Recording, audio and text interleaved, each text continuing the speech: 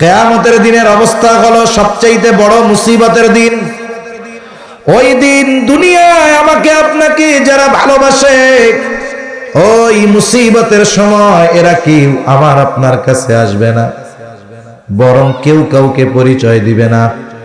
আল্লাহ তাআলা বলেন, ইয়াউমা ইয়াফিরুল মারউ মিন আখিহি ওয়া উম্মিহি ওয়া আবিহি ওয়া সাহিবাতিহি ওয়া বানিহি লিকুল্লি ইমরিইন মিনহুম ইয়াউমাইযিন শা'নুন ইউগনি। আল্লাহ তাআলা বলেন, কিয়ামতের দিন ভাই ভাইয়ের থেকে পলায়ন করবে। ওয়া উম্মিহি ওয়া আবিহি, পিতা মাতার থেকে পলায়ন করবে। ওয়া সাহিবাতিহি ওয়া বানিহি, স্ত্রী সন্তানদের থেকে পলায়ন করবে। অনেক মানুষ আছে দৈনিক অনেক পরিশ্রম করে, কেউ 12 ঘন্টা, কেউ 14 ঘন্টা, 16 ঘন্টা, 18 ঘন্টা। এই দীর্ঘ সময় পরিশ্রমের পরে যখন সে বাসায় আসে, কলিজার টুকরা সন্তানের চেহারা দেখার সাথে সাথে 18 ঘন্টার কষ্ট দূর হয়ে যায়। ঠিক কিনা কম?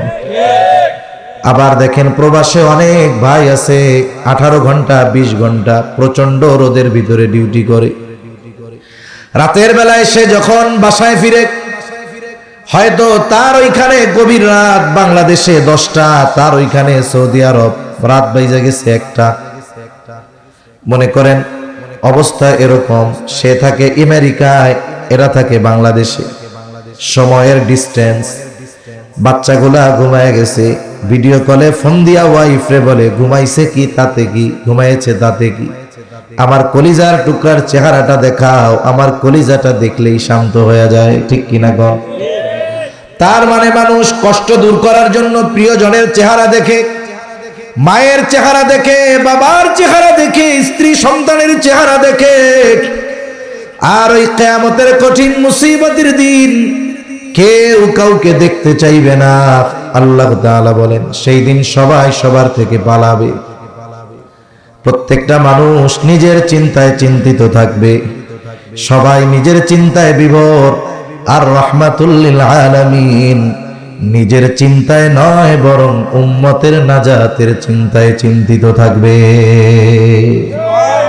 এজন্য নবীজি সাল্লাল্লাহু আলাইহি ওয়াসাল্লাম আর হাদিসের মধ্যে বলেন, কুল্লু বানি আদম খাত্তাউন ওয়া খায়রুল খাত্তাইন আত-তাওয়াবুন। নবীজি সাল্লাল্লাহু আলাইহি ওয়াসাল্লাম বলেন, প্রত্যেকটি বনি আদম পাপী, তবে উত্তম পাপী কোনটা? বলে, যে তার পাপের উপরে স্থির থাকে না, বরং শয়তানের ধোঁকায় পড়ে পাপ হয়ে যায়, তার মধ্যে অনুশোচনা কাজ করে, সে আল্লাহ তাআলার কাছে ক্ষমা চায় আর আল্লাহ তাআলা তাকে মাফ করে দেয়। বলে, গুনাহ প্রত্যেকটা বনি আদমের হবে, এটা স্বাভাবিক, তবে ওই পাপী বনি আদমের মধ্যে উত্তম বনি আদম হলো সে যে গুনার থেকে তওবা করে বা গুনার থেকে ফিরে আসে। তাহলে দেখুন, আল্লাহ তাআলা গুনাহ করার ক্ষমতাও দিবেন, আবার ক্ষমার দরজাও আল্লাহ খুলে রাখছেন। আমি আপনি মাতা পিতার মিশ্রিত তুচ্ছ পানি থেকে আল্লাহ তাআলা আমাকে আপনাকে বানাইছেন। এখন যদি আমি আপনি জাহান্নামে যাই, আল্লাহর কোনো ক্ষতি আছে? জোরে বলেন না, ক্ষতি আছে? আমারে যদি আমি আপনি যদি জান্নাতে যাই, আল্লাহর কোনো লাভ আছে? কোনো লাভও নাই, ক্ষতিও নাই। এরপরেও যখন কোনো বান্দা গুনাহ করে আর গুনার থেকে তওবা করে ফিরে আসে, আল্লাহ কেমন খুশি হয়। রাসূলুল্লাহ সাল্লাল্লাহু আলাইহি ওয়াসাল্লাম উপমা দিচ্ছেন সাহাবায়ে কেরামকে। এক ব্যক্তি তার সফর শুরু করেছে, রসদ সহ উট নিয়ে সফর শুরু করেছে, মরুভূমির সফর, লম্বা পথ। লোকটা মরুভূমির মধ্যে দিয়ে পথ চলতেছে, ক্লান্ত পথিক। সে ঘুমের জন্য একটা জায়গায় গাছের সাথে তার উটটাকে বেঁধে গাছের ছায়ায় সে ঘুমায় গেছে। ক্লান্ত দেহ ঘুমিয়ে গেছে। ঘুম থেকে সজাগ হয়ে দেখে তার উটটা গাছের সাথে বাঁধা ছিল, উটটা আর নাই। ইতিমধ্যে সন্ধ্যা নেমে আসতেছে, সে তাড়াহুড়ো করে তালাশ করতেছে কোথাও উটটা পাওয়া যায় কিনা। ইতিমধ্যে সন্ধ্যা ঘনিয়ে আসছে, চতুর্দিকে খুঁজে ফিরে সে দেখে না, উটটার কোনো খবর নাই। এখন তার জন্য মৃত্যুর অপেক্ষা করা ছাড়া আর কোনো উপায় নাই।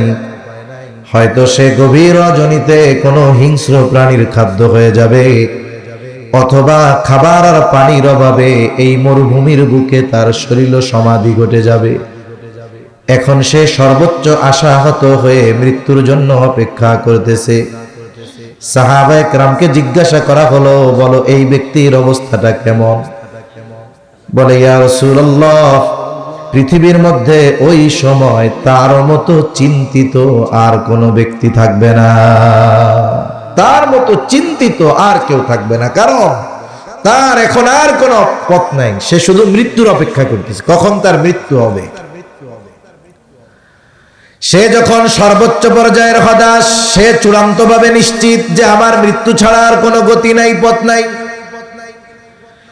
এই সময় হঠাৎ সে তাকিয়ে দেখে ওই দূর থেকে তার রসদবাহী উটটা তার দিকেই আসতেছে। বলতো এই সময় সে কেমন আনন্দিত হবে? সাহাবায়ে কেরাম বলে, ইয়া রাসূলুল্লাহ, ওই সময় এই পৃথিবীতে তার মতো আনন্দিত আর কেউ হবে না। নবীজি বলেন, লোকটা তার ওই উট তার দিকে আসতেছে, এই দৃশ্য দেখে এত খুশি হয়েছে, এত আনন্দিত হয়েছে। মানুষ অনেক সময় খুশিতে আনন্দে ভাষা হারায় ফেলে, কথা কইতে পারে না। ও খুশির ঠেলায় আল্লাহরে বলে, আল্লাহ আমি হইলাম তোমার রব, তুমি আমার গোলাম। খুশিতে ভাষা হারায় ফেলছে। নবীজি সাল্লাল্লাহু আলাইহি ওয়াসাল্লাম বলেন, এই ব্যক্তি তার রসদ সহ উট ফেরত পেয়ে যত খুশি হয়, বলে কোন গুনাহগার বান্দা যদি তাওবা করে আল্লাহর দিকে ফিরে আসে, ওই ব্যক্তির চাইতেও আল্লাহ তাআলা বেশি খুশি হয়ে যায়। আমরা যদি গুনাহ থেকে ফিরে আসি আল্লাহর দিকে, আল্লাহ খুশি হয়ে যায়। অথচ আমি আপনি গুনাহ করলেও আল্লাহর কোনো লাভ নাই, ক্ষতি নাই, না করলেও আল্লাহর কোনো লাভ নাই, ক্ষতি নাই। তাহলে কেন আল্লাহ খুশি হন? আল্লাহ খুশি হওয়ার কারণ হলো, এই সৃষ্টি জগতে আমাকে আপনাকে আল্লাহ তাআলার চাইতে কেউ বেশি ভালোবাসে না। হয়তো আমি দেখি যে আমার বাপ আমারে ভালোবাসতেছে, মা, স্বামী, স্ত্রী, সন্তান, বন্ধু বান্ধব, এদেরকে সামনে দেখি। কিন্তু যদি আমি একটু গভীরভাবে পর্যবেক্ষণ করি, এই দুনিয়াতে যত মানুষ আছে, একে অপরের সাথে ভালোবাসার সম্পর্ক, এর মধ্যে আরেকটা জিনিস আছে, সেটার নাম হলো স্বার্থ। কিন্তু আল্লাহ তাআলা বান্দাকে ভালোবাসেন, এখানে আল্লাহর কোনো স্বার্থ নাই। বরং আল্লাহ তাআলা বান্দাকে কত বেশি ভালোবাসে, বান্দার প্রতি আল্লাহ তাআলার কত মায়া, কত দয়া, এটা কল্পনা করার কোনো মিটার, ফিতা, ওজন দেওয়ার কোনো বস্তু আমাদের নাই। বান্দার প্রতি আল্লাহর কত দয়া। হাদিসের মধ্যে আসছে, আবু হুরায়রা রাদিয়াল্লাহু তাআলা আনহু হতে বর্ণিত হাদিস, রাসূলুল্লাহ সাল্লাল্লাহু আলাইহি ওয়াসাল্লাম বলেন, ইন্না লিল্লাহি মিআতা রাহমাহ আনজালা মিনহা রাহমাতান ওয়াহিদাতান বাইনাল জিন্নি ওয়াল ইনসি ওয়াল বাহাইমি ওয়াল গাওয়াইব। নবীজি সাল্লাল্লাহু আলাইহি ওয়াসাল্লাম বলেন, আল্লাহ তাআলার নিকট 100 রহমত রয়েছে। কত রহমত? জোরে বলেন। 100 রহমত আল্লাহ তাআলার কাছে আছে। আনজালা মিনহা রাহমাতান ওয়াহিদাতান বাইনাল জিন্নি ওয়াল ইনস। নবীজি বলেন, ওই 100 রহমত থেকে একটি রহমত আল্লাহ তাআলা মানুষ, জিন, জলজ প্রাণী, স্থলভাগের প্রাণী, হিংস্র প্রাণী, তৃণভোজী, মাংসাশী, গৃহপালিত যে কোনো ধরনের প্রাণী হোক, তথা যত সৃষ্টি আছে, সব সৃষ্টির মাঝে আল্লাহ তাআলা 1 ভাগ রহমত বন্টন করে দিয়েছে। গোটা সৃষ্টির মধ্যে কয় ভাগ? এই পৃথিবীতে কত সৃষ্টি আছে আল্লাহ ভালো জানে। আমরা অনেক সময় শুনি, ছোটবেলায় আমরাও তো শুনছি, মিলাদ পড়তো না, মিলাদ, হ্যাঁ, পড়তে কিন্তু মজাই লাগতো। আসলে ফাস্ট ফুড এই জায়গায় যেগুলো আছে কালা কালা তেলে ভাজা খাবার খাইতে মজা লাগে না? ফাস্ট ফুড খাইতে মজা লাগে না? কিন্তু বলেন তো ফাস্ট ফুডের উপকার আছে? এরকম অনেক বেদাতরে আমরা ইবাদত বানাইছি, মজা লাগে কিন্তু ওতে উপকার নাই, ঠিক কিনা কন? এক সময় আমরা কইতাম, আমরাও ছোটবেলায় দিয়েছি, মানব দানব পশু পাখি 18,000 মখলুকাত, খোদার তসবিহ নবীর দুরুদ পড়ে তারা দিন রাত। এই কয়ের পর আল্লাহুম্মা শুরু করতো আর কি। তো এখানে বলতো যে 18,000 মখলুকাত, কিছু বিষয় আছে প্রসিদ্ধ তবে বিশুদ্ধ নয়। কোন সহিহ বর্ণনা বা বিশুদ্ধ মত পাওয়া যায় না যে 18,000 সৃষ্টি আল্লাহ তাআলার আছে, 18,000 রকমের সৃষ্টি। বরং আল্লাহ তাআলার সৃষ্টির সংখ্যা কত এটা একমাত্র যিনি জানেন তিনি কে? আল্লাহ। যত সৃষ্টি আছে সব সৃষ্টির মধ্যে আল্লাহ তাআলা ওই এক ভাগ থেকে রহমত দয়া দিয়ে দিয়েছেন। মনে রাখবেন, সৃষ্টিকুলে যত প্রাণী আছে ও যত হিংস্র হোক ওর মধ্যেও রহমত মায়া দয়া আছে না নাই? এই এক ভাগ থেকে সমগ্র নবী রাসূল রহমত পেয়েছেন, দয়া পেয়েছেন। এই এক ভাগের একটা অংশ আমার আপনার নবী পেয়েছে। আমার আপনার নবী এক ভাগ থেকে একটা অংশ পেয়ে হয়ে গেছেন রহমাতুল লিল আলামিন। কত মায়া কত দয়া আমার আপনার নবীর অন্তরে এই এক ভাগ থেকেই নবী পেয়েছে। দেখুন, দুনিয়ায় যারা আমাকে আপনাকে আমরা যাদেরকে ভালোবাসি, কিয়ামতের দিনের বাস্তবতা হলো মুসিবতের সময় যে যার পাশে দাঁড়ায় আসলেই সে তাকে ভালোবাসে। কিয়ামতের দিনের অবস্থা হলো সবচেয়ে বড় মুসিবতের দিন। ওই দিন দুনিয়ায় আমাকে আপনাকে যারা ভালোবাসে, ওই মুসিবতের সময় এরা কেউ আমার আপনার কাছে আসবে না, বরং কেউ কাউকে পরিচয় দিবে না। আল্লাহ তাআলা বলেন, ইয়াউমা ইয়াফিরুল মারউ মিন আখিহি ওয়া উম্মিহি ওয়া আবিহি ওয়া সাহিবাতিহি ওয়া বানিহি লিকুল্লি ইমরিইন মিনহুম ইয়াউমাইযিন শা'নুন ইউগনি। আল্লাহ তাআলা বলেন, কিয়ামতের দিন ভাই ভাইয়ের থেকে পলায়ন করবে। ওয়া উম্মিহি ওয়া আবিহি, পিতা মাতার থেকে পলায়ন করবে। ওয়া সাহিবাতিহি ওয়া বানিহি, স্ত্রী সন্তানদের থেকে পলায়ন করবে। অনেক মানুষ আছে দৈনিক অনেক পরিশ্রম করে, কেউ 12 ঘন্টা, কেউ 14 ঘন্টা, 16 ঘন্টা, 18 ঘন্টা। এই দীর্ঘ সময় পরিশ্রমের পরে যখন সে বাসায় আসে, কলিজার টুকরা সন্তানের চেহারা দেখার সাথে সাথে 18 ঘন্টার কষ্ট দূর হয়ে যায়, ঠিক কিনা কম? আবার দেখেন প্রবাসে অনেক ভাই আছে 18 ঘন্টা 20 ঘন্টা প্রচন্ড রোদের ভিতরে ডিউটি করে। রাতের বেলায় সে যখন বাসায় ফিরে, হয়তো তার ওইখানে গভীর রাত, বাংলাদেশে 10টা, তার ওইখানে সৌদি আরব রাত বাইজা গেছে 1টা। মনে করেন অবস্থা এরকম, সে থাকে আমেরিকায়, এরা থাকে বাংলাদেশে, সময়ের ডিস্টেন্স। বাচ্চাগুলা ঘুমায় গেছে, ভিডিও কলে ফোন দিয়া ওয়াইফরে বলে, ঘুমাইছে কি তাতে কি, ঘুমাইছে তাতে কি, আমার কলিজার টুকরার চেহারাটা দেখাও, আমার কলিজাটা দেখলেই শান্ত হয়ে যায়, ঠিক কিনা গো? তার মানে মানুষ কষ্ট দূর করার জন্য প্রিয়জনের চেহারা দেখে, মায়ের চেহারা দেখে, বাবার চেহারা দেখে, স্ত্রী সন্তানের চেহারা দেখে। আর ওই কিয়ামতের কঠিন মুসিবতের দিন কেউ কাউকে দেখতে চাইবে না। আল্লাহ তাআলা বলেন, সেই দিন সবাই সবার থেকে পালাবে। প্রত্যেকটা মানুষ নিজের চিন্তায় চিন্তিত থাকবে, সবাই নিজের চিন্তায় বিভোর। আর রাহমাতুল লিল আলামিন নিজের চিন্তায় নয়, বরং উম্মতের নাজাতের চিন্তায় চিন্তিত থাকবে। হাসরের ময়দানে উম্মতের প্রতি মায়া, সেই নবীও দয়া রহমত কয় ভাগ থেকে পাইছে? এক ভাগ থেকে, তাই এত মায়া নবীর অন্তরে। চিন্তা করা যায়, সমাজের অনেক নিকৃষ্ট হিংস্র প্রাণী আছে, এদের অন্তরেও মায়া আছে। আমি মাঝে মধ্যে বলি, কারণ কিছু বিষয় আছে পড়া, কিছু বিষয় আছে বাস্তবে দেখা। বাস্তবে দেখা এটা নিজের হৃদয়ের মধ্যে প্রভাব ফেলে বেশি।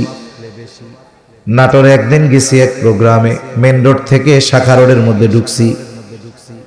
দিনের বেলায় হঠাৎ এক কুকুর এসে আক্রমণ করে তেড়ে বসছে গাড়ির উপরে। এলাকার মৌলানা সাহেব, আমার সাথে একজন মৌলানা সাহেব, মজা কইরাই কইতেছি আর কি, মিয়া সব জায়গার কুকুর রাতের বেলা তাড়ায়, আপনার ওই জায়গার কুকুর দেখি দিনে বসে ধাওয়া মারে। এবার উনি বলতেছে, ভাই কিছুদিন আগে এই কুকুরটা তার বাচ্চা নিয়ে এই মোড়ের উপরে বসা ছিল, একটা ট্রাক ঢুকছে, কুকুরটা সরে গেছে, বাচ্চারা সরতে পারে নাই, ট্রাকের চাকায় পিষ্ট হয়ে মারা গেছে। এই শোক কুকুর ভুলতে পারে না। বলে যখনই কোনো এই রাস্তা দিয়ে কোনো গাড়ি ঢুকে, এই কুকুরটা পাগলের মতো ওই গাড়ির উপরে তেড়ে আসে। চিন্তা করেন, একটা নিকৃষ্ট জীব, তার অন্তরের মধ্যেও আল্লাহ তাআলা দয়া রহমত দিয়ে দিয়েছে। তাহলে গোটা সৃষ্টি জগতের মধ্যে আল্লাহ দিছে কয় ভাগ? বাকি আছে কয় ভাগ? কি করবে আল্লাহ? নবীজি সাল্লাল্লাহু আলাইহি ওয়াসাল্লাম বলেন, আখারাল্লাহু লাহু 99 রাহমাহ। আল্লাহ তাআলা বাকি 99 ভাগ দয়া রহমত তার কাছে রেখে দিয়েছেন। কেন? নবীজি বলেন, ইয়াগফিরু বিহি ইবাদাহু ইয়াউমাল কিয়ামাহ। আল্লাহ তাআলা ওই বাকি 99 ভাগ দয়া রহমত দিয়া কিয়ামতের দিন তার বান্দাদেরকে মাফ করে দিবে। তাহলে আমাদের প্রতি আল্লাহ তাআলার কত দয়া, এটা নির্ণয় করা আমাদের দ্বারা সম্ভব নয়। এজন্য কুল্লু বানি আদম খাত্তাউন, প্রত্যেকটা বনি আদম পাপী। এজন্য আমাদের উচিত এই পাপের উপরে স্থির না থেকে কার কাছে ক্ষমা চাওয়া? আল্লাহর কাছে। অনেক মানুষ মনে করে যে আমি কত পাপ করছি, ইমান হয় ওই পাপ ক্ষমা করার ক্ষমতা আল্লাহ তাআলার আছে না নাই? কোন বান্দা যদি মনে করে আমার পাপ আল্লাহ মাফ করবে না, বলে তাহলে সে আল্লাহ তাআলাকে ক্ষমার ব্যাপারে অক্ষম মনে করে। আল্লাহ কি ক্ষমার ব্যাপারে অক্ষম? অক্ষম না, আল্লাহ সব মাফ করতে পারে। পাপ যত হোক আল্লাহ তাআলা মাফ করতে পারে, গুনাহ যত হোক আল্লাহ তাআলা মাফ করতে পারে। এজন্য আল্লাহ তাআলা বান্দাকে কত আদর করে ডাক দিয়ে বলে, ইয়া ইবাদিয়াল্লাযীনা আসরাফু আলা আনফুসিহিম লা তাকনাতু মির রাহমাতিল্লাহ। আল্লাহ তাআলা বলেন, ইয়া ইবাদি, হে আমার বান্দা, আল্লাযীনা আসরাফু আলা আনফুসিহিম, যারা নিজেদের নফসের উপরে বাড়াবাড়ি করছো। মানুষ নিজের উপরে নিজে জুলুম করে পাপ করার মাধ্যমে। তুমি পাপ করছো, এখন মনে করতেছো এই পাপ হয়তো আল্লাহ ক্ষমা করবে না। বান্দা শুনিয়া নাও, তোমার পাপ যত বেশি হোক না কেন, তুমি আল্লাহ তাআলার রহমতের ব্যাপারে নিরাশ হবা না। আল্লাহ তাআলা বলেন, লা তাকনাতু মির রাহমাতিল্লাহ। বান্দা তুমি আমার রহমতের ব্যাপারে নিরাশ হবা না। সেজন্য পাপ যত হোক ক্ষমা করতে পারে কে? জোরে বলেন কে? আল্লাহ পারে। বনি ইসরাইলের সময় এক ব্যক্তি 99টা খুন করছে। কয়টা? 99টা হত্যা করছে। যার কাছেই যায় সেই কয় তোমার আর মাফ হয় নাকি? এখন চিন্তা করছে, এক জায়গায় গিয়া অবস্থা এরকম হয়েছে, মাপ যেহেতু হবে না, যা একটার উপরে রাগ হইয়া ওইটারে মাইরা 100 খুন পূর্ণ করে ফেলছে। এরপরে তার মধ্যে আবার আত্ম অনুশোচনা জাগছে, কাজটা কি ঠিক হইল? এখন গেছে এক ব্যক্তির কাছে, বুজুর্গ মানুষ, তার কাছে গিয়া তার কথা খুলে বলছে, আরে বেটা এ কোনো ব্যাপার, আল্লাহ মাফ করে দিতে পারে। এক কাম করো, অমুক গ্রামে অনেক বুজুর্গ আলেমরা আছে, তুমি ওইখানে যাও, কারণ যেখানে ভালো মানুষ, বুজুর্গ মানুষ, আল্লাহর রহমত আছে, ওইখানে গিয়ে তুমি আল্লাহর কাছে মাফ চাও, তাদের সাথে পরামর্শ করো, আল্লাহ তোমারে মাফ করে দিবে। এতকাল নিরাশার বাণী শুনছে, এবার আশার বাণী শুনছে। আল্লাহর বান্দা রওনা হয়ে গেছে ওইদিকে। এখন রওনা তো হইছে, ইতিমধ্যে তার মরার সময় কাছে আসছে, তার মৃত্যুর সময় নিকটবর্তী হয়ে গেছে। সে তো রওনা দিয়েছে, বিষয়টা হলো সে ওই নেককারদের গ্রামের বেশি নিকটে নাকি তার বাসস্থানের বেশি নিকটে। বিষয়টা হলো যদি নেককারদের গ্রামের বেশি কাছে হয় তাহলে নেক ফেরেশতারা তার জান কবজ করবে, আর যদি তার দূরত্ব বেশি হয়, কম হয়, তার মানে সে তার এলাকার বেশি কাছাকাছি হয়, তাইলে আযাবের ফেরেশতারা তার রূহ কবজ করবে। এখন এই ব্যক্তি এমন এক অবস্থায় পতিত হয়েছে, কোন জায়গায় এটা নির্ণয় করা কঠিন। দেখুন, সে এখনো ক্ষমা চায় নাই, এখনো সে তাওবা করে নাই। বলে তাওবা করার খালেস নিয়ত নিয়ে রওনা দিয়েছে। বাস্তবিক অবস্থা ছিল সে তার বাড়ির এলাকার বেশি কাছে ছিল, কিন্তু আল্লাহ তাআলা তার পরিশুদ্ধ নিয়তের কারণে জমিনকে সংকুচিত করে দিয়া ওই নেককারদের গ্রাম তার বেশি নিকটবর্তী বানায় দিছে। তাহলে চিন্তা করেন, বান্দা যদি তাওবা করতে চায়, আল্লাহ তাআলা তার জন্য কত কিছুকে সহজ করে দেয়। একটা পাপী যতই পাপ করুক না কেন, বলে কাফের ঈমান আনার মাধ্যমে তার অতীতের সব কিছু আল্লাহ মাফ করে দেয়। আর যদি কোনো ইমানদার পাপাচারে লিপ্ত হয়, তাওবার কারণে আল্লাহ তাআলা তার অতীতের সব গুনাহগুলো মাফ করে দেয়। বনি ইসরাইলের এক জালেম ছিল, জালেম, তার নাম ছিল কিফিল। আব্দুল্লাহ ইবনে উমর রাদিয়াল্লাহু তাআলা আনহু বলেন, এই জালেম কিফিলের ঘটনা নবীজি একবার দুইবার নয়, বারবার আমাদেরকে শুনাইছেন। তিরমিজির বর্ণনা। এই জালেম কিফিলের ব্যাপারে নবী বলেন, এমন কোন পাপ নাই জালেম কিফিল করে নাই, এমন কোন অন্যায় নাই কিফিল করে নাই। কিফিলের পাপগুলার মধ্যে একটা পাপ ছিল মানুষকে সুদের উপরে টাকা দেওয়া। সুদখোর শ্রেণী আছে?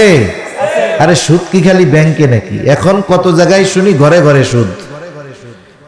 মানে ব্যাংক নাকি মানুষের লোন দেওয়ার জন্য খুঁজে। এখন এক লোক কালকে আমারে ধরছে উত্তরায়, খুব ইমার্জেন্সি কথা বলতে হবে, তার সাথে কথা বললাম। কি হয়েছে? মানে খুব কাছের মানুষ। ব্যবসা তো একটু বাড়ানোর নিয়ত করছি, কিন্তু 10-15টা ব্যাংকের থেকে খালি সুদে লোন দিতে চাই। আমি কি শয়তানে পাইছে আপনারে? ওইটা ঢুকবে, যা আছে তাও যাবে। ঠিক কিনা কন? একটু ধৈর্য ধরেন, আল্লাহর কাছে বরকতের জন্য দোয়া করেন, ইনশাআল্লাহ আল্লাহ বরকত দিয়ে দিবে। হারাম অনেক হলেও বরকত নাই, হালাল যদি অল্প হয় এর মধ্যে বরকত আছে। ঠিক কিনা বলেন? তা চিন্তা করেন, ব্যাংক দিতে ঘরে কেন? পাবলিক ব্যাংকের কাছ থেকে টাকা উঠায় না, অনেক প্রসেসিং আছে, ঝামেলা। এই জন্য কি করে কিছু মানুষ নাকি শুনি আর কি, ব্যাংকের থেকে 10 লাখ লোন আনে, মনে করেন 10% ইন্টারেস্ট সুদ দিবে তাকে, এলাকায় এই না পাবলিকের কাছে 20% ছাড়ে। কথা বুঝেন নাই মনে হয়? 10% ব্যাংকে দিল, 10% হাই খাইলো। কতজন এটারে আবার কয় ব্যবসা। মনে রাখবেন, এটা তো হারাম, এমন এক হারাম। এই হারাম কোন সময় জায়েজ হওয়ার সুযোগ নেই। কিছু হারাম কিছু কিছু সময় জায়েজ হয়ে যায়, বৈধ হয়। হারাম আবার জায়েজ হয় কেমনে, হালাল হয় কেমনে? মনে করেন একজন বিবাহ করছে এক বাড়িতে, ওই বাড়িতে ওই ব্যক্তির 2টা মেয়ে আছে, সে বড় মেয়েরে বিবাহ করছে। বলেন তো, বড় মেয়ে তার বিবাহ বন্ধনে আবদ্ধ থাকা অবস্থায় ওই যে ওনার শালি আছে, বিয়ে করতে পারবে? পারবে না, হারাম। বড় মেয়ে মারা গেছে, এখন তার জন্য বিয়ে করা হালাল হয়ে গেছে।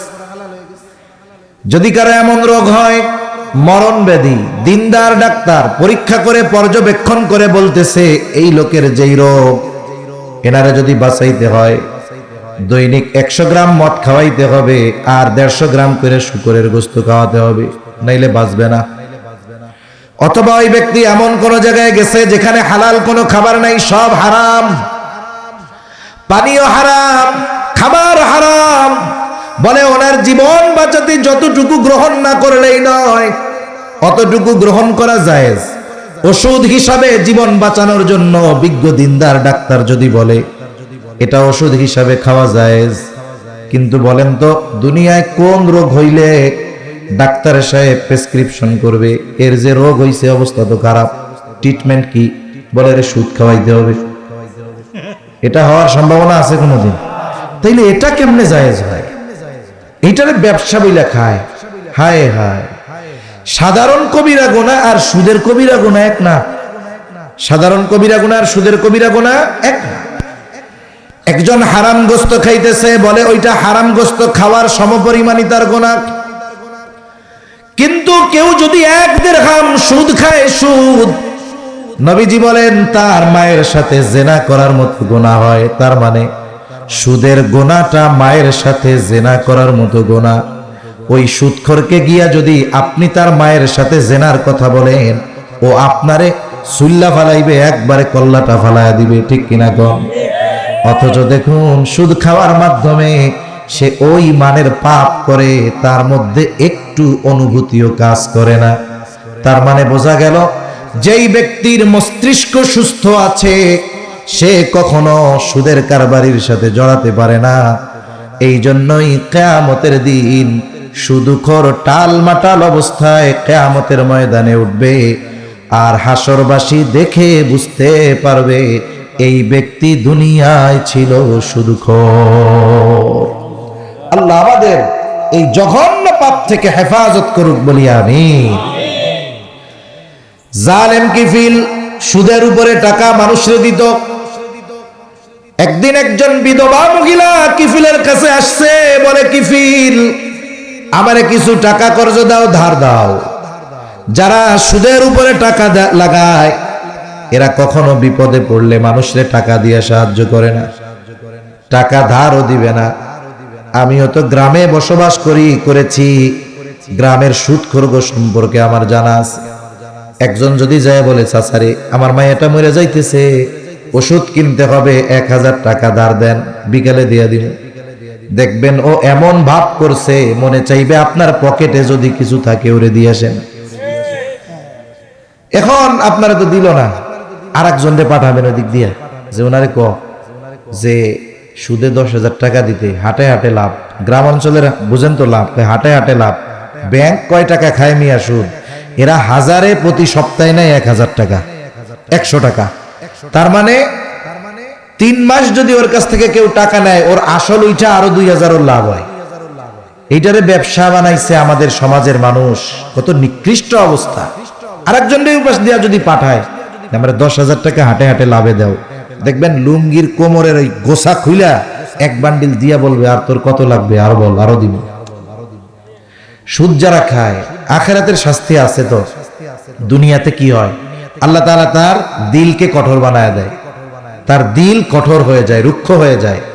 দিল কঠোর তো ওর আচরণ কর্কশবাসী হয়ে যায়। দেখবেন ওর মুখে কোনো সময় নরম কথা আপনি পাবেন না। আল্লাহ তাআলা ভাষার মিষ্টতা, জবানের মিষ্টতা কেড়ে নেয়। এরপরে ওর চেহারা যত সুন্দর হোক, চামড়া, ওই চেহারার মধ্যে রুক্ষতা প্রদর্শিত হয়, দেখা যায়। অনেক মানুষ আছে না কালো দেখতে, চামড়া কালা, কিন্তু ওই চেহারার মধ্যে একটা লাবণ্যতা, একটা নুরানি আভা আছে, ঠিক কিনা? সুদখোরের হৃদয় আল্লাহ কঠোর বানায় দেয়। মহিলা কিফিলের কাছে গিয়া বলে, কিফিল আমারে কিছু টাকা ধার দাও, বিপদে পড়েছি, খুব প্রয়োজন।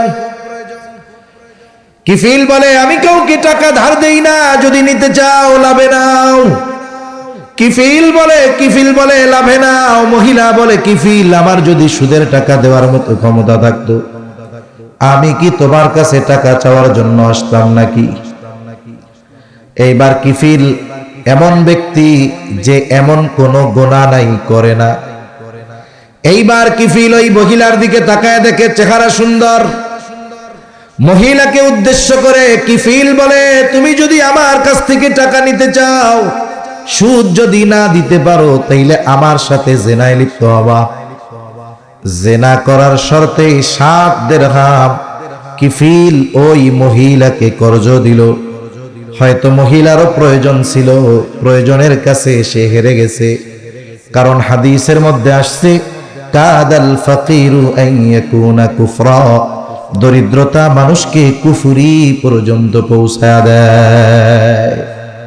আমাদের দেশেও কত মানুষ আছে, আসলে আমরা কিছু বিষয় নিয়ে আফসোস করতে পারি, কিন্তু ওই বিষয়গুলো পরিবর্তনের জন্য যেই পরিমাণ অ্যাবিলিটি, সামর্থ্য দরকার আমাদের নাই।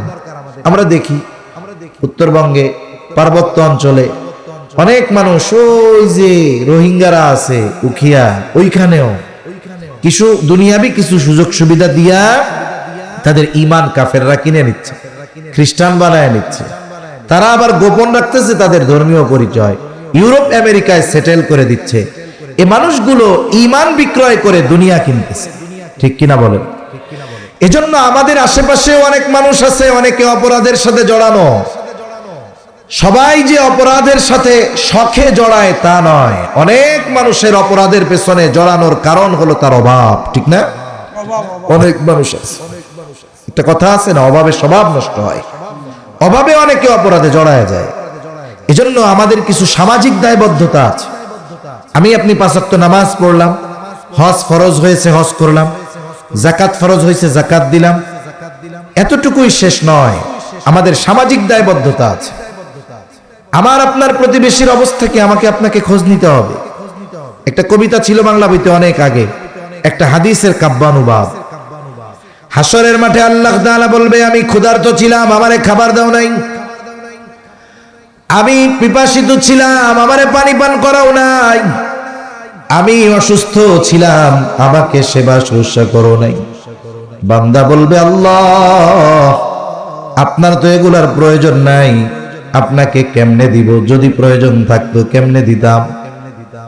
আল্লাহ তাআলা তখন বলবে, বান্দা তোমার পাশে তোমার প্রতিবেশী অভুক্ত ছিল, তুমি যদি তারে খাবার খাওয়াইতা আমি সেটা পেয়ে যাইতাম। তোমার প্রতিবেশী অসুস্থ ছিল, তুমি যদি তারে সেবা শুশ্রূষা করতা আমি পেয়ে যাইতাম। তোমার প্রতিবেশী পিপাসিত ছিল, তুমি যদি তারে পানি পান করাইতা আমি সেটা পেয়ে যাইতাম। তার মানে দেখেন, খেদমতে খালক, মানব সেবার দ্বারা আল্লাহ তাআলার সন্তুষ্টি অর্জন করা যায়। এই জন্য আমরাও আমাদের আশেপাশে পাড়া প্রতিবেশী অভাবে যেন স্বভাব নষ্ট না হয়ে যায়, এদিকে খেয়াল রাখবো ইনশাআল্লাহ। কারণ সামর্থ্যবান লোকজন, তাদের পাশে কোনো ব্যক্তি যদি অভাবের কারণে পাপের পথে চলে যায়, কিয়ামতের দিন এই সামর্থ্যবান লোকগুলোরও আল্লাহর কাঠগড়ায়, হিসাবের কাঠগড়ায় দাঁড়াতে হবে। এইবার মহিলা জেনার শর্তে রাজি হয়ে 60 দিরহাম নিয়ে গেল, প্রয়োজনের কাছে সে হেরে গেছে। নির্ধারিত দিনে জালেম কিফিল মহিলার বাড়িতে হাজির। হাদিসের মধ্যে আসছে, কিফিল জেনা করার জন্য একেবারে প্রস্তুত, মহিলা শুয়ে আছে, কিফিল তার উপরে। মহিলার চেহারাটা অন্যদিকে ঘুরায় রাখছে, কান্না করতেছে আর থরথর করে কাঁপতেছে। একজন গেছে মজা করার জন্য, আর একজন ভয়ে কাঁদে, কান্না করে, কাজ হবে না। কিফিল রাগ হইয়া বলে, মহিলা কান্না করো কেন, কাঁপো কেন, আমি কি তোমারে জোর জবরদস্তি করছি নাকি, তুমি তো শর্তে রাজি হয়েছ। মহিলা বলে, কিফিল আমি কোনদিন জেনার সাথে জড়াই নাই রে কিফিল, আমার তো ভয় হয়, আল্লাহর ভয়। তোমার সাথে জেনা করবার পর আমার যদি মৃত্যু হয়ে যায়, কিয়ামতের দিন আল্লাহ তাআলার সামনে আমি একজন ব্যভিচারিণী হিসেবে উপস্থিত হব। এবার কিফিল বলে, তাইলে কেন এই কাজে রাজি হইছো? বলে, আমার অভাব, অভাবের কারণে কিফিল, তবে আল্লাহর ভয়। এতটুকু কথা কিফিলের কান দিয়ে ঢুকে হৃদয় পর্যন্ত পৌঁছায় গেল। কারণ কোন কথায় মানুষের জীবন পরিবর্তন হবে বলা যায় না। কিফিল হয়তো চিন্তা করে, হারে এই মহিলা অভাবের কারণে সে জেনা করতে বাধ্য হচ্ছে, আর আমি তো জীবনে কত অন্যায় করেছি, আমার তো কোনো অভাব ছিল না, আমি তো পাপের ক্ষেত্রে বাধ্য ছিলাম না। হয়তো মহিলার এই কথা কিফিলের জীবন পরিবর্তনের কারণ হয়ে গেছে। কিফিল ওই অবস্থা থেকে উঠে গেল, পোশাক পরিধান করে মহিলাকে বলে, মহিলা তোমারে যেই 60 দিরহাম দিয়েছিলাম এটা তোমারে সাদকা করে দিলাম, মাফ করে দিলাম। আল্লাহর শপথ, আজকে থেকে আমি আর আল্লাহর সাথে নাফরমানি করব না। এই যে কিফিল যেটা করছে বলে এটা হলো তাওবা। এটা কি করছে? তাওবা হলো তাবা ইয়াতুবু, প্রত্যাবর্তন করা, ফিরে আসা। ওই যে বান্দা গুনার থেকে ফিরে আসে এটা হলো তাওবা। বান্দা যদি গুনার থেকে ফিরে আসে, তাওবা করে গুনার থেকে ফিরে আসে, খুশি হয় কে? জোরে বলেন, আরো জোরে বলেন না, কে খুশি হয়? এই জন্য তাওবা কবুলেরও কিছু শর্ত আছে। ইমাম নববী রাহমাতুল্লাহি আলাইহি বলেন, তাওবা কবুলের 1 নাম্বার শর্ত হলো গুনাহটা ত্যাগ করা, মানে গুনার থেকে ফিরে আসা, ভবিষ্যতে ওই গুনাহ না করার ব্যাপারে দৃঢ় প্রতিজ্ঞাবদ্ধ হওয়া। 3 নাম্বার, যেই গুনাহ হয়েছে এর জন্য অনুতপ্ত হয়ে ইস্তেগফার করা, আল্লাহ তাআলার কাছে ক্ষমা চাওয়া। এজন্য বলে যে তাওবা ইস্তেগফার। তাওবা মানে গুনার থেকে ফেরা, ইস্তেগফার হলো ওই গুনার জন্য আল্লাহ তাআলার কাছে ক্ষমা চাওয়া। আর যদি গুনাহটা আল্লাহর হক নয় বরং বান্দার হক সম্পৃক্ত হয়, তাহলে 4 নাম্বার শর্ত রয়েছে, বলে বান্দার হক আদায় করে দেওয়া। কারণ বান্দার হক এটা আল্লাহ মাফ করবে না, এটা বান্দার মাফ করা লাগবে। এজন্য কেউ যদি কোনো মানুষের হক নষ্ট করে, তাহলে ওই মানুষ যতক্ষণ তাকে ক্ষমা না করবে, আল্লাহ ততক্ষণ তাকে ক্ষমা করবে না। এজন্য মনে রাখতে হবে এই বিষয়টা খুব সেনসিটিভ বিষয়। রাসূল সাল্লাল্লাহু আলাইহি ওয়াসাল্লাম সাহাবা একরামকে জিজ্ঞাসা করতেছে, বলো তো কিয়ামতের দিন সবচেয়ে নিঃস্ব কে হবে? কে হবে মিসকিন? সবচেয়ে নিঃস্ব কে হবে? সাহাবা একরাম বলল, আল্লাহ এবং তার রাসূল ভালো জানে। নবীজি সাল্লাল্লাহু আলাইহি ওয়াসাল্লাম বললেন, ওই ব্যক্তি সবচাইতে নিঃস্ব হবে যার দুনিয়াতে নামাজ, রোজা, হজ, যাকাত, নফল ইবাদত, উমরার কোনো কিছুর অভাব নাই, ইবাদতের অভাব নাই। তবে একটা সমস্যা, সে বান্দার হক নষ্ট করত। নবীজি বলেন, কিয়ামতের দিন ওই বান্দার হক নষ্ট করনেওয়ালা ব্যক্তি সবচাইতে নিঃস্ব ব্যক্তি হবে। এজন্য নবীজি সাল্লাল্লাহু আলাইহি ওয়াসাল্লাম ওফাতের কয়েকদিন আগে সাহাবা একরামকে মসজিদে নববীর ভিতরে একত্রিত করেছেন। নবীজি বলতেছেন, তোমরা যদি কেউ আমার কাছে কোনো হক পাও সেটা চেয়ে নাও, কারণ আমি চাই না কেউ আমার কাছে কোনো হক প্রাপ্য থাকবে আর এই অবস্থায় আমি আল্লাহর সাক্ষাতে মিলিত হব, এটা আমি চাই না। রহমাতুল লিল আলামিন, যার আগে পিছের সব গুনাহ আল্লাহ মাফ করে দিয়েছে, সেই নবীও চিন্তা করতেছে যে আমার যেন দুনিয়া থেকে যাওয়ার সময় আমার উপরে কারো যেন হক বাকি না থাকে। আবার অনেকে আমরা মনে করি হক মনে হয় শুধু টাকা পয়সা, লেনদেন, জমি জাতি এগুলোর সাথে সম্পৃক্ত। না না, বরং আচরণটাও হকের সাথে সম্পৃক্ত।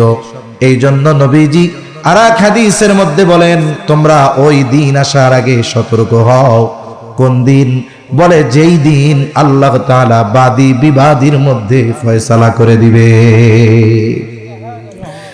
নবীজি বলেন, দুনিয়াতে তোমরা যদি অন্যায়ভাবে কাউকে কথার দ্বারাও কোনো কষ্ট দিয়ে থাকো, নবীজি বলেন ওই দিন আসার আগে সতর্ক হয়ে যাও।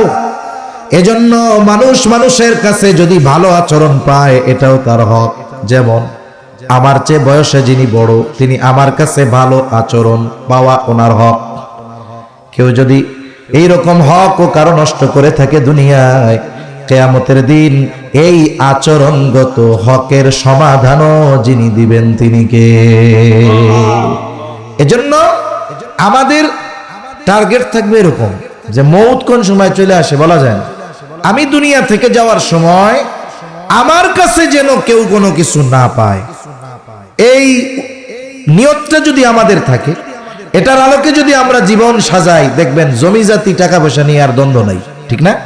অর্ধেক চলে যাবে। এজন্য এই বিষয়গুলো খেয়াল রাখা। জালেম কিফিল তো তাওবা করেছে খালেস ভাবে, আমি আর আল্লাহর নাফরমানি করব না, গুনাহ থেকে ফিরছে, খালেস ভাবে তাওবা করছে। এই ব্যক্তি রাতের বেলা বাড়িতে চলে গেল। ঘটনাক্রমে ওই রাতটাই ছিল জালেম কিফিলের জীবনের শেষ রাত। এখন সে যে তাওবা করছে, তার তাওবা যে আল্লাহ কবুল করছে, এলাকার মানুষ তো জানে না। জানে নাকি? জানে না। এজন্য মনে রাখ, নবীজি সাল্লাল্লাহু আলাইহি ওয়াসাল্লাম বলেন, ওয়াল্লাহি ইন্নী লা আস্তাগফিরুল্লাহ ওয়া আতুবু ইলাইহি ফিল ইয়াউমি মিআতা মাররা। নবীজি বলেন, আল্লাহর শপথ, আমি দৈনিক 100 বার তওবা ইস্তিগফার করি। আমাদের এই আমলে অভ্যস্ত হওয়া দরকার। একেবারে রাতের বেলা যখন সব কাজ শেষে আমি আপনি ক্লান্ত দেহটা বিছানায় এলায়া দেই, এখন তো ঘুমের ওষুধ হইল মোবাইল, ঠিক না? পোলাপানরে যখন বাচ্চা ঘুমাইতে বলে, পোলাপানকে একটু মোবাইল দাও, গেমস খেলি, এরপরে ঘুমাবো। কাম শেষ। অবস্থা এত খারাপ, মা বাচ্চারে পেটের মধ্যে নিয়ে খালি মোবাইল দেখাই 9 মাস কাটাইছে। এখন দুনিয়ায় আসার পরে এই বাচ্চা খালি কান্নাকাটি করে। 2 দিনের বাচ্চা, কান্নাই থামে না, হুজুরের কাছে নিয়ে আসছে। এখন হুজুর খুব ইখলাসের সাথে আয়াতুল কুরসি, সূরা ফাতিহাটাতে যা আছে পড়া ফু দিছে, কান্না আর থামে না। একটু পরে কয়, তুই তো মোবাইল দেখে কাটাইছিলি, দেখি তো পোলা পান্ডারে মোবাইল দেখাই। 2 বছরের মতো যেই মোবাইল দেখাইছে চোখ বড় করে কান্না শেষ। অবস্থা এরকম বানায় ফেলতেছি আমরা পোলাপানের। এজন্য মোবাইল ঘুমের সময় মাথার কাছে রাখলে এটা রেডিয়েশনের কারণে ক্ষতি হয়, বাচ্চাদের আরো বেশি ক্ষতি হয়, নিজেরও ক্ষতি হয়, বাচ্চারও হয়। এজন্য এটা দূরে রাখবে। রাতের বেলা একটু জীবনের হিসাব করবো আমরা। দুনিয়ায় তো ব্যবসা বাণিজ্য যারা করে রাতের বেলা হিসাব করে শোয়ার সময়, দোকান বন্ধ করার পরে। আমরা একটু জীবনের হিসাব করব যে আমার আজকে ভালো কাজ কয়টা, মন্দ কাজ কয়টা। কারণ এই হিসাব মানুষের জীবন পরিবর্তনের কারণ হয়। ব্যবসায়ী হিসাব করে না রাতের বেলা, হিসাব করে দেখে, হায় হায় আজকে যা বেচা কেনা হয়েছে, এর যা লাভ, এর সে গেছে বাকি বেশি। লাভ হইতো 20,000, বাকি গেছে 30,000। এই গতিতে যদি 6 মাস ব্যবসা চলে, ব্যবসার অবস্থা খারাপ হয়ে যাবে না? এবার কি করে? কর্মচারীদের অ্যালার্ট করে, এই বেটা আগামীকালকে থেকে আমার 1 লাখ বেচা লাগবে না, নগদ বেচমু বেটা 20,000, নগদ বেচমু 25,000। তাতেও তো আমার 5,000 লাভ আছে, যদি 20% তার লাভ হয়। আমার বাপও যদি বাকি চায় আগামীকাল থেকে 1 টাকাও বাকি দিবি না। এই যে সিদ্ধান্তে সে উপনীত হতে পারলো, কেন? বলে সে হিসাব করার কারণে। যদি রাতে হিসাব না করতো, এ সিদ্ধান্ত সে নিতে পারতো না। এজন্য মানুষ তার জীবনের হিসাবের মাধ্যমে আগামী দিনের সিদ্ধান্ত নিতে পারে যে আগামী দিন আমার পথ চলা কেমন হবে। হয়তো কোন আল্লাহর বান্দা হিসাব করেছে এরকম রাতের বেলা, হিসাব করে দেখে, হায় হায় আমার তো আজকে গুনাহ বেশি, সওয়াব কম। মানুষ যখন ঘুমায় না, শয় যখন, তার মাইন্ড সে যেদিকে নেয়, গোটা রাত এর প্রভাব তার মাথার মধ্যে, গোটা দেহের মধ্যে এর প্রভাব বিস্তার করে। এখন ওর তো চিন্তা, হায় রে আমার গুনাহ বেশি, সওয়াব কম। এটা তো একদিনের হিসাব। যদি বিগত গোটা হায়াতের হিসাব এরকম হয়, আর যদি এই রাত আমার জীবনের শেষ রাত হয়ে যায়, কিয়ামতের দিন আমলনামায় গুনার পাহাড় নিয়ে আল্লাহর সামনে হাজির হওয়া লাগবে। ওই যে দোকানদার যেমন সিদ্ধান্ত নেয় আগামীকাল থেকে আর বাকি হবে না, হয়তো ওই ব্যক্তিও চিন্তা করবে আগামীকাল থেকে আর পাপ করা যাবে না। এইবার আল্লাহর কাছে ক্ষমা চাইবে। আল্লাহ না করুন ওই রাতটাই যদি তার জীবনের শেষ রাত হয়ে যায়, আশা করা যায় কিয়ামতের দিন আল্লাহ তাআলার সামনে আমলনামায় গুনাহ শূন্য অবস্থায় সে হাজির হবে। জালেম কি ফিল তওবা করে বাড়িতে গেছে, ঘটনাক্রমে ওই রাত তার জীবনের শেষ রাত, ঘুমায় পড়ছে, দুনিয়া থেকে চলে গেছে। সকাল বেলায় মানুষেরা আনন্দ মিছিল বের করছে, জালেম মরছে, ভালো হইছে। এই পৃথিবীতে অনেক মানুষ আছে, অনেক মানুষ চলে গেছে, মুসলমানের ঘরের সন্তান, তাদের মৃত্যুতে মানুষের মধ্যে কোনো অনুশোচনা কাজ করে নাই, বরং ওই মানুষগুলার মৃত্যুতে ইন্না লিল্লাহ তো বহুদূর, একেবারে সবাই ঢালাও ভাবে কইছে আলহামদুলিল্লাহ। হয় না? আমরা ফেসবুক মাঝে মধ্যে দেখি যে মোটরসাইকেল অ্যাক্সিডেন্ট করে একটা ছেলে মারা গেছে, একেবারে ফেস পুরা থেতলে গেছে, আর একজন পাশে ওর ছবি দিছে, একেবারে সুদর্শন স্মার্ট এক যুবক। চিন্তা করি, আহারে এই 18, 19, 20, 21 বছরের ছেলে, যার সন্তান মারা যায়, ওই বাপ বুঝে যে সন্তান হারানোর বেদনা কত গভীর, কত বড়। আফসোস করি। তো চিন্তা করি একটু ভেতরে ঢুকে দেখি তো মানুষের মন্তব্য কি। ও আল্লাহ, ঢুকে দেখি সব লেখা আলহামদুলিল্লাহ, আরো কদিন আগে বললে ভালো হইতো। আছে না এরকম? আছে তো।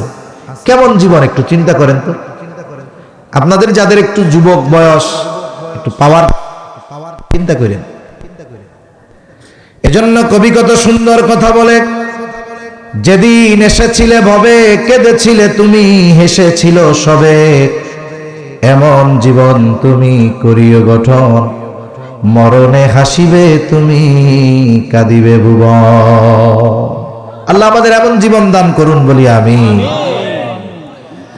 জালেম কিফিলের মৃত্যুতে মানুষ আনন্দিত, কিন্তু আল্লাহর যে তারে মাফ করে দিছে কেউ তো জানে না। হাদিসের মধ্যে আসছে আল্লাহ তাআলা কুদরতি ভাবে কিফিলের দরজার উপরে লিখে দিছে, ইন্নাল্লাহা ক্বাদ গফারা লিল কিফি, তোমরা কিফিলকে জালেম বলো না, আল্লাহ তাআলা কিফিলের গুনাহগুলো মাফ করে দিয়েছে।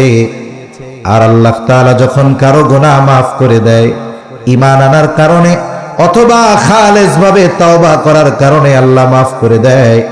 বলে তওবার কারণে অতীতের গুনাহ শুধু তার মাফ হয় এমনটা নয়, বরং অতীতের গুনাহগুলোকে আল্লাহ তাআলা নেকের দ্বারা বদল করে দেয়।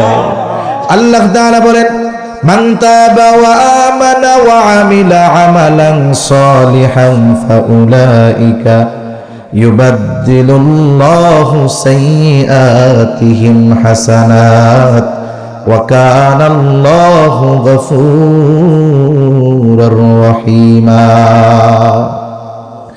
যারা কাফের ওরা মৌলিক তাওবা করে, আল্লাহ তাআলা ঈমান আনার কারণে তাদের গুনাহগুলো মাফ করে, গুনাহগুলোকে নেকের দ্বারা বদল করে দেয়। মুফাসসিরিনে কেরাম বলেন শুধু ঈমানের মাধ্যমে নয়, ঈমানের কারণে নয়, বলে খালেস তাওবাও যারা করে, ফাউলাইকা ইউবাদদিলুল্লাহ সাইয়্যাতিহিম হাসানাত, আল্লাহ তাআলা তাদের মন্দ কর্মগুলোকে নেকের দ্বারা বদল করে দেয়। এজন্য আমরা তাওবা ইস্তিগফারে অভ্যস্ত হব তো ইনশাআল্লাহ। আচ্ছা, এখানে কেউ আছেন যে 2 ঘন্টা নিঃশ্বাস নেওয়া অথবা ছাড়া ব্যতীত বাইচা থাকতে পারবেন? আছেন? এটা আমাদের জীবনের অপরিহার্য একটি জিনিস। তাওবা ইস্তিগফার আমাদের জীবনের অপরিহার্য এক জিনিসে পরিণত হওয়া দরকার ছিল। আমি আপনি যদি মনে করি এই তাওবা ইস্তিগফারের মাধ্যমে শুধু আখিরাতের মাপ পাওয়া যায়, তা নয়, বরং দুনিয়ার নেয়ামত সমূহ ইস্তিগফারের মাধ্যমে পাওয়া যায়। ইস্তিগফার আল্লাহর কাছে বারবার ক্ষমা চাওয়া, গুনাহ নাই এরপরেও ক্ষমা চাওয়া। এর দ্বারা কি হয়? এর দ্বারা জাগতিক নেয়ামত সমূহ লাভ করা যায়। ও 12টা বেজে গেছে, কথা শেষ করে দিব এখনই। ইস্তিগফারের কারণে কি হয় দেখুন, একটা মানুষ যখন অসুস্থ হয়, অসুস্থ হলে স্বাভাবিকভাবে প্রথমে জ্বর হলে নাপা খায়। জ্বর হলে কি খায়? নাপা খায়। স্বাভাবিকভাবে জ্বর যদি তার নাপায় না যায়, তার ডায়রিয়া যদি ডায়রিয়ার স্বাভাবিক ওষুধে না যায়, পাতলা পায়খানা যদি না যায়, তখন ডাক্তার কি বলে, ফার্মাসিস্ট কি বলে, বলে এটা সাধারণ জ্বর না, এটা ভাইরাস জ্বর, এটা সাধারণ পাতলা পায়খানা, এটা ভাইরাস থেকে হয়েছে, ইনফেকশন থেকে, এর জন্য অ্যান্টিবায়োটিক খাইতে হবে। সব রোগের স্বাভাবিক বা সাধারণ ওষুধে যদি না সারে, সর্বশেষ মেডিসিন অ্যান্টিবায়োটিক। সব রোগের এক ওষুধ অ্যান্টিবায়োটিক, বলে সব কিছুর এক ওষুধ, এটা হলো ইস্তিগফার। এর দ্বারা সব পাওয়া যায়। ইস্তিগফার পাঠ করে নেওয়ালাদের জন্য আল্লাহ তাআলা বলেন, ফাকুলতুস্তাগফিরু রাব্বাকুম ইন্নাহু কানা গফফারা। ইস্তিগফার পাঠ করলে 1 নম্বরে আল্লাহ গুনাহ মাফ করে দেয়। 2 নম্বর কি দেয়? সূরা নূহের আয়াতগুলোর আলোকে বলতেছি। আল্লাহ তাআলা বলেন, ইউরসিলিস সামাআ আলাইকুম মিদরারা। আল্লাহ তাআলা আসমান হতে মুষলধারে বৃষ্টি বর্ষিত করে। মুফাসসিরিনে কেরাম বলেন, যখন দরকার, যতটুকু দরকার ওই পরিমাণ বৃষ্টি আল্লাহ দেয়। অনেক মুরব্বী আছে, জিজ্ঞাসা করবেন, একটা সময় ছিল যথা সময়ে বৃষ্টি হইতো, যখন হওয়ার দরকার তখন হইতো। ফসল চাষাবাদের আগে জমিন প্রস্তুত করার জন্য বৃষ্টি দরকার, বলে ওই সময় হইতো। আর এখন কোন সময় হয়? বলে ফসল লাগাবে, বৃষ্টির খবর নেই, জমিন নরম হয় না, মেশিন দিয়া পানি দেয়, মোটর দিয়া পানি দেয়, অনেক পরিশ্রম করে ফসল রোপণ করলো, এবার ফসল পাকছে, ঘরে উঠাবে 3 দিন পর। স্বাভাবিক এই সময় বৃষ্টি হয় না, কিন্তু দেখা গেল রাতের বেলা মেঘের আওয়াজ, বৃষ্টি শুরু হয়েছে। শুধু বৃষ্টি নয়, সাথে সাথে শিলাও পড়ে। বলেন তো, পাকা ধানের উপরে, পাকা ফসলের উপরে যদি শিলা বৃষ্টি হয়, ওই ফসল ঘরে তোলা বহুদূর, ওই খড়ও ঘরে তোলার উপযুক্ত থাকে না। বলে বৃষ্টি হয় না, হয় না, হয় না। যখন বৃষ্টি হয় বন্যা হয়ে যায়, দেশ ভাসায় নিয়ে যায়। এই যে কেন যথাসময়ে বৃষ্টি হয় না, বলে আমাদের পাপের কারণে। আপনারা তো শুধু দেখবেন যে কি কারণে কয়, বৈশ্বিক আবহাওয়ার পরিবর্তনের কারণে বৃষ্টি যথাসময় হয় না। বৈশ্বিক আবহাওয়া পরিবর্তন হচ্ছে কেন? এটা আমাদের পাপের কারণে হচ্ছে, ঠিক কিনা বলেন? এজন্য আমরা যদি ইস্তেগফার পাঠ করে নেওয়ালা হয়ে যাই, তাওবা করি, আল্লাহর কাছে বারবার ক্ষমা চাই, তাহলে আল্লাহ তাআলা আমাদেরকে যথাসময়ে যথাযথ পরিমাণ বৃষ্টি দান করবে। এরপরে কি দিবে? আল্লাহ তাআলা বলেন, ইস্তেগফার যারা পাঠ করে, ওয়ায়ুমদিদকুম বিআমওয়ালিন ওয়া বানিন ওয়ায়াজআল লাকুম জান্নাতিন ওয়ায়াজআল লাকুম আনহারা। এই দুনিয়াতে মানুষের সম্পদও আছে, সন্তানও আছে। অনেকের সম্পদ আছে কিন্তু এটা কাজে লাগে না, অনেকের সন্তান আছে উপকারে আসে না।